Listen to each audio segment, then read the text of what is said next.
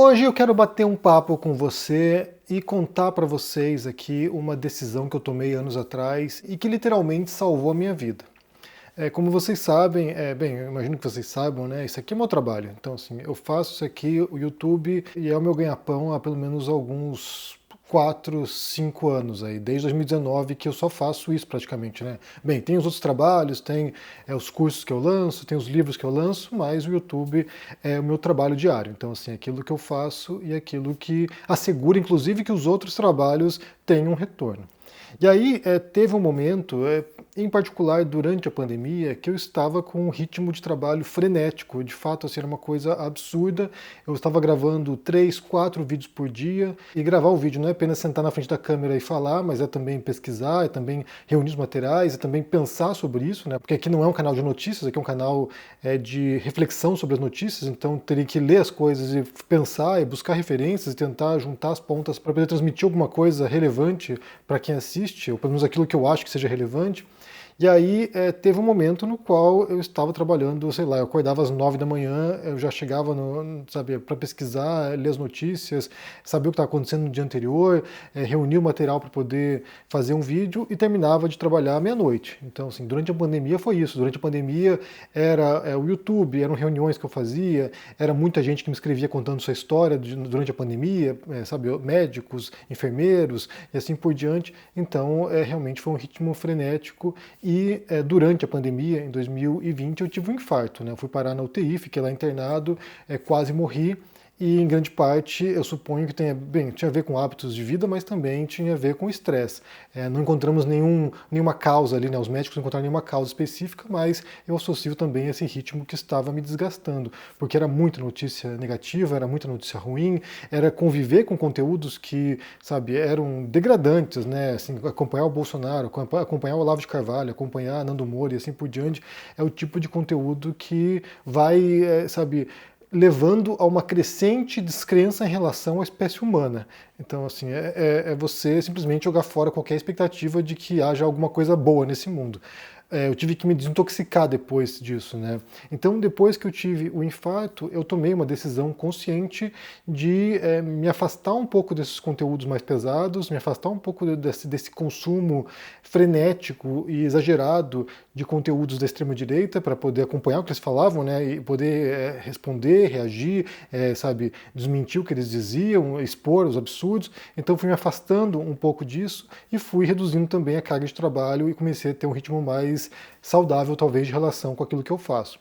E isso me permitiu aproveitar mais tempo com a minha família, mais tempo com meu filho, mais tempo com minha companheira agora, né, a Carol, mais tempo para mim mesmo, para pesquisar, para ler, para poder me informar, para poder assistir um filme, tocar piano, fazer outras coisas que eu gosto e começar a, sabe, despoluir um pouco a mente, até porque a produção de conteúdo na internet, nas redes sociais, ela é recebida com uma avalanche de ódio.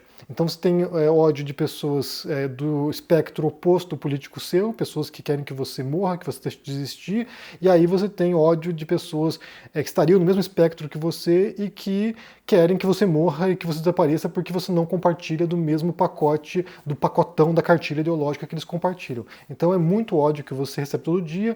É claro que tem muita gente que curte, muita gente que gosta, muita gente que elogia, mas o ódio ele é frequente e, sinceramente, é algo desgastante. Você ficar o tempo todo ouvindo, sabe, pessoas te insultando, desejando a sua morte, que tomara que você seja, sei lá, coisas absurdas, né? Assim, eu nem quero descrever aqui porque não vale a pena.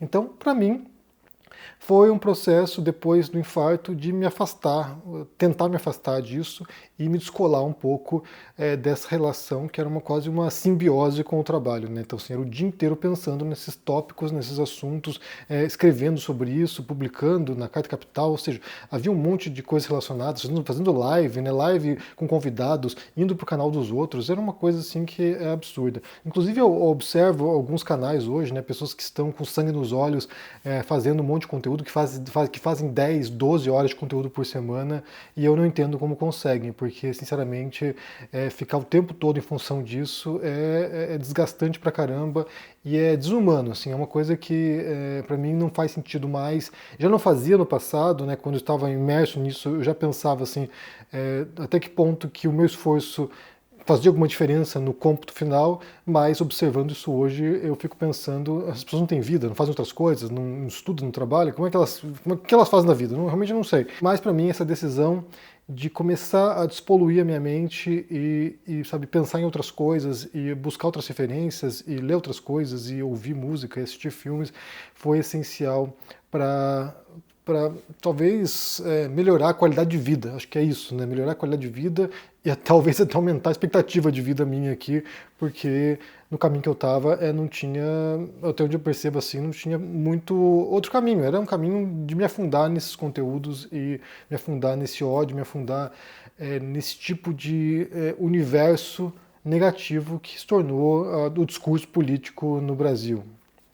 Claro, eu falo do Brasil porque é sobre isso que eu trabalho principalmente, né? Não é apenas no Brasil, outros locais também era assim. Inclusive já havia percebido antes isso, né? Então, assim, a parte de começar a falar sobre política no Brasil já era decorrente de outras percepções. Mas isso foi parte da decisão, né? Decisão de despoluir a mente e me libertar um pouco desse turbilhão que estava drenando minhas energias. E aí outra coisa que eu fiz foi também, a partir disso, né, foi começar a falar no canal só aquilo que eu queria falar, só assuntos que eu queria abordar, só tópicos que me chamavam atenção, sem me preocupar tanto se haveria ou não muita audiência para isso. Porque também é outra lógica perversa, porque quando você está aqui nas redes sociais produzindo conteúdo, é claro que você espera um retorno, né? Então, se você vem aqui, fala uma coisa, né? Sei lá, faz um vídeo, faz uma animação, faz uma música, não sei, qualquer coisa que você produza para rede social, você espera que as pessoas assistam, porque isso se reverte em popularidade, isso se reverte em inscritos, isso se reverte em curtidas, isso se reverte também em dinheiro, muitas vezes. Então, você faz aqui, muitas vezes sem esperar resultado. Quando eu criei o canal aqui em 2015, eu não esperava resultado nenhum. Eu comecei a fazer aqui conteúdo sobre literatura e se houvesse pessoas para assistir, maravilha. Se não houvesse, paciência. Então não havia grandes expectativas. Mas uma vez que se torna o seu trabalho, uma vez que se torna o seu ganha-pão, você precisa de retorno. Então você produz conteúdo porque você quer ganhar dinheiro, porque você espera que as pessoas assistam, isso se reverte em publicidade, isso se reverte em anunciante, e assim por diante você vai criando conteúdos para poder alimentar essa máquina de moer pessoa que são as redes sociais, e aí você espera retorno. Quando eu mudo de perspectiva, né, quando eu começo a me desconectar desses tópicos que estavam me destruindo e passei a ver outras coisas, pensar em outras coisas, eu também decidi que eu ia fazer uma triagem brutal daquilo que eu abordaria aqui no canal. Vocês podem perceber, por exemplo, que, sei lá, de 2018 até 2022, até sei lá, a vitória do PT, né, até a vitória do Lula na última eleição, havia muito conteúdo sobre Bolsonaro. E aí, não, até menos, eu acho que um pouquinho antes, né, talvez começo de 2022, antes da eleição, havia muito conteúdo sobre Bolsonaro aqui, porque era o presidente, ele falava as maiores barbaridades e fazia as coisas absurdas.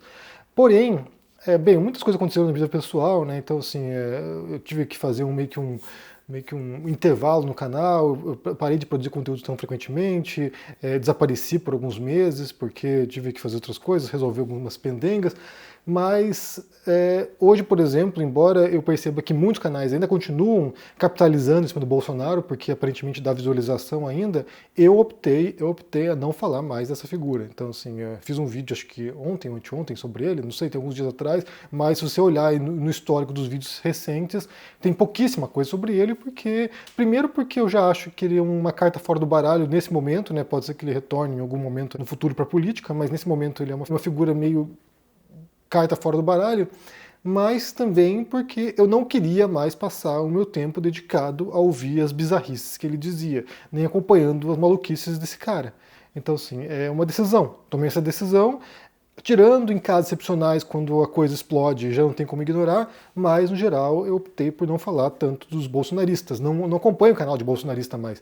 Era o meu trabalho anteriormente, né? Eu passava, sabe, horas assistindo a todos os principais canais bolsonaristas, vendo o que eles estavam dizendo, para fazer um recorte do que foi dito e tentar aqui pensar sobre isso e trazer para vocês uma análise do discurso dessas pessoas. Não faço mais isso. Não faço mais isso, não acompanho mais bolsonaristas, não fico mais o tempo todo vendo perfis, vendo vídeos, sabe, lendo o que eles publicam. Não faço isso. Às vezes alguma coisa vem à tona, eu penso essas coisas, observo, analiso, mas não faço mais o trabalho diário de assistir, sei lá, 2, 3 horas de conteúdos de olavistas e bolsonaristas. Não faço mais isso. Não me proponho mais a isso. Então hoje eu seleciono assuntos que me chamam a atenção, sobre as quais eu acho que tem alguma coisa interessante para falar, e aí pode ser qualquer coisa, na verdade. Pode ser qualquer tipo de tópico. Pode ser uma série que eu assisti que eu venho aqui falar para vocês.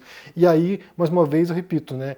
Ao deixar de seguir essa lógica perversa de sempre ter resultados com aquilo que você faz, porque, por exemplo, durante a pandemia, um vídeo facilmente chegava a 200, 300 mil visualizações. Eu punho o vídeo aqui e sabia que teria retorno, até porque o tópico da pandemia estava inflamando as pessoas, todo mundo em casa vendo YouTube, todo mundo em casa querendo notícias sobre o assunto, todo mundo, sabe, o tempo todo engajado, ainda mais a questão do Bolsonaro. Então, assim, havia uma grande mobilização das pessoas em torno desses conteúdos, então a gente sabia que teria retorno. E depois, hoje em dia, se chegar a 100 mil visualizações, a 50 mil visualizações, já acho que é um sucesso o vídeo. E tá tudo bem para mim, tá tudo bem, porque para mim agora o mais importante é a minha saúde, e nem sequer saúde mental, que é saúde física mesmo. Para mim tem a ver com saúde, é poder, sabe, curtir o meu tempo com a minha família, curtir o meu tempo com meu filho, curtir, sabe, as coisas que eu gosto, fazer as coisas que eu gosto, estudar, pesquisar e trazer, como eu falei, conteúdos que eu penso que tem algum tipo de relevância. Para mim. Para mim, eu sei que não sou também exclusivo, então aquilo que para mim serve talvez sirva para muita gente. Então, se você curte aquilo que eu faço, obrigado por estar aqui. Se não curte, não precisa estar vindo. Mas hoje em dia eu seleciono só aquilo que eu quero falar. Se eu quiser um dia sentar aqui e falar sobre música clássica, eu vou ouvir e vou falar. Se eu quiser um dia sentar aqui e falar sobre, sei lá, Auschwitz, sei lá, Holocausto, eu vou vir aqui e vou falar. Se tiver um dia que tiver um assunto que pareça totalmente aleatório e que não tem nenhuma relação com aquilo que eu já falei anteriormente e me interessar e eu tiver alguma coisa para dizer, eu vou vir e vou falar. Então, já não me sinto na obrigação de ficar, sabe, pegando as notícias principais do dia, de ficar pegando os tópicos quentes, de ficar pegando coisas que estão bombando em outros canais e vir aqui trazer para cá, porque, bem, tem que cumprir a pauta do dia, tem que cumprir o compromisso do dia. E também o contrário, né? Se eu pegar um tópico que não fizer sucesso e eu achar que aquilo ali tem coisa relevante, que eu preciso explorar mais, eu vou falar e vou insistir naquele tópico e vou trazer. Ou se eu disser uma coisa que desagradou a audiência, mas é aquilo que eu penso e, bem, paciência, eu vou voltar e vou insistir naquilo porque as coisas que eu trago para vocês aqui, acho que é um ponto bem importante também mencionar, não são consequências de, sabe, a leitura de meia hora e eu venho e falo para vocês e é isso. Não tem, sabe, nenhum tipo de reflexão sobre isso. A boa parte das considerações aqui são resultados de décadas de investigação e de pesquisa e de pensamento sobre isso, né? Então, assim, não surgiu do nada, não veio agora, não surgiu ontem, não foi ontem que eu pensei isso. São coisas que fazem parte da minha trajetória individual, né? Como pensador, como aluno de filosofia, como graduado de filosofia, como, sabe, alguém que estudou literatura, história e está fazendo agora mestrado em retórica e oratória. Ou seja, é produto de décadas de investigação. Nesse momento, por exemplo, agora eu estou me dedicando bastante a fazer vários cursos, né, cursos de extensão, cursos de formação, para compreender a radicalização que leva ao extremismo violento. É um assunto que sempre chamou minha atenção, é um assunto que eu estudo desde 2017, a radicalização, o extremismo político, é um assunto que eu acho fascinante e para mim, isso ajuda a compreender não apenas a extrema-direita. Eu acho que é aí que entra a questão. Ajuda a compreender outras formas de extremismo e outras formas de extremismo que levam à violência também. Ajuda a compreender o extremismo de esquerda, ajuda a compreender o extremismo religioso, ajuda a compreender o extremismo de certas militâncias que passam dos limites, ajuda a compreender vários grupos, ajuda a compreender o passado também. Momentos nos quais diferentes personalidades, lideranças usaram da radicalização para criar movimentos perigosos que levaram à violência, levaram à guerra, levaram a massacres. Então, estudar esse tipo de coisa tem me ajudado a compreender muitas coisas que estão acontecendo nesse momento no Brasil. Inclusive, em grupos de esquerda, eu percebo uma crescente radicalização em canais que eram moderados. Ano passado, ano retrasado, canais que tinham um tom bastante ponderado, sensato e que estão adotando uma postura radicalizante. E aí, é uma coisa que me preocupa, obviamente, é uma coisa que me preocupa porque o perfil e o modo e e a linguagem, as táticas discursivas, a retórica é muito parecida. E parte dessa polarização, parte dessa, sabe, visão maniqueísta da realidade, que nós somos os bons e os outros são os maus, e para mim isso é muito ruim. Isso é muito ruim para o debate público, isso é muito ruim para a política como um todo, isso é muito ruim para a compreensão do mundo. Quando você acha que você está certo o tempo todo e os outros estão errados, há uma grande chance de você estar errado também. Então, para mim, sabe, é um pressuposto que a gente seja capaz de refletir sobre as próprias convicções, sobre as próprias crenças, sobre as próprias ações, e isso é, sabe, ponto de partida. Se a gente acha que a gente está certo, acima de qualquer dúvida, há um problema tremendo nisso, e isso já é um indício de radicalização. Isso já é um indício de que você se acha superior moralmente e intelectualmente. E para mim isso aí é inaceitável. E eu só pude investigar essas coisas, estar pesquisando essas coisas, fazendo esses cursos, porque eu me dei essa folga, né? Eu me dei essa trégua aí de não ficar o tempo todo mobilizado por temas constantes que estão sendo debatidos por todo mundo.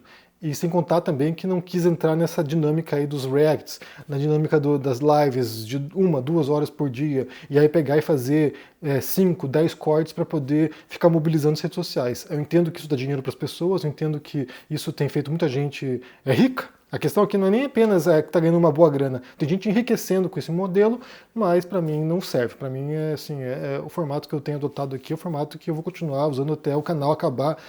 Pode ser que acabe em breve, mas o fato é que eu estou fazendo aquilo que eu gosto. Então, só para explicar aqui o teor do vídeo, foi meio que uma conversa, né, um bate-papo para explicar os rumos que eu tomei aqui, sei lá, nos últimos 2 anos, 1 ano e meio, que é fazer aquilo que eu curto. Assim, eu estou vindo aqui, se eu estou vindo para cá ainda, se eu ainda insisto nesse canal, se eu ainda sento aqui na frente da câmera e converso com vocês, é porque ainda me dá um tipo de satisfação. É porque ainda eu sinto que há alguma coisa de relevante no que eu diga, alguma coisa que eu posso dividir com vocês sobre as pesquisas que eu fiz e contribuir para um mundo um pouco mais ponderado, um pouco mais sensato, um pouco mais razoável, menos violento, menos agressivo em termos físicos mesmo, né, de violência física, e menos agressivo em termos retóricos também, no modo como a gente interage com quem discorda da gente, do modo como a gente interage com quem não compra as mesmas ideias que a gente, e que nesse mundo no qual a gente vive, né, nesse formato político e social no qual a gente vive, essas pessoas têm direito de existir, têm direito de compartilhar suas ideias, desde que suas ideias não comprometam a existência dos outros e não comprometa também a existência desse Estado de direito no qual a gente vive, né, na qual há liberdades, direitos e deveres. Então, só é importante para mim dividir isso com vocês, porque eu tenho percebido, né, como isso me deu uma leveza ao longo dos últimos meses. Então, assim, poder vir aqui e simplesmente pegar um tópico qualquer que me chamou atenção, sem esse compromisso diário de ficar criando vídeo viral, de ficar, sabe, chegando a, sei lá, 200 mil pessoas, tira um peso tremendo das costas. Quando você sabe que você está atingindo as pessoas que curtem aquilo que você faz, isso dá uma certa tranquilidade, uma paz de espírito que vale a pena vir aqui reconhecer e dividir com vocês. Bem, me digam o que vocês pensam aqui sobre isso, né, sobre essa dinâmica, inclusive, das redes sociais, dessa crescente demanda de produzir conteúdo que vá, engajar as pessoas, e esse perfil, né, do conteúdo político que a gente observa ao longo dos últimos anos, de canais que eram mais moderados, que tinham um discurso mais ponderado, mais razoável, e que deram uma guinada tremenda para a radicalização. Como é que você entende isso? Como é que você sente em relação a esse cenário? Se você sente que você deu uma radicalizada também, aqui é importante fazer uma ressalva antes de concluir o vídeo, né? Porque ser um radical não quer dizer que isso vai levar à violência extremista. São coisas distintas. A pessoa pode ser radical e ser um pacifista, ser contra a violência, ser uma pessoa razoável. Mas há um perfil e há um tipo de discurso que pode sim levar à violência, e isso sim é perigoso e condenável. Mas me diga o que vocês pensam aqui no comentário, deixe o joinha, se inscreva no canal aqui, ativando o sininho, isso é muito importante para ajudar aqui no engajamento. Se torne um membro para dar uma força e se cuide por aí. Um forte abraço e até mais. Tchau. Salve, comunidade do Henri Bugalho. Olha, será por que ninguém quer falar desse cassino virtual que tem dominado o país? As tais de bets, as casas de apostas. O ICL procurou empresários desse setor, gente do meio da comunicação, da televisão, artistas, jogadores de futebol, dirigentes de times patrocinados pelas bets, mas todo mundo foge desse assunto como o diabo da cruz. Por que será que não querem falar sobre as bets? Mas nós vamos te explicar por que ninguém quer falar sobre as bets. Nós sabemos por quê E você vai saber disso em documentários que o ICL produziu com exclusividade, mostrando a sujeira que rola por trás desse mundo de apostas que promete milhões e que empobrece os brasileiros. É isso. Quer saber mais? Clica aqui embaixo, se inscreva, é de graça e assista. Começa dia 19, quinta-feira, às 8 da noite, no ICL, o primeiro capítulo desta série exclusiva, a série que denuncia as bets.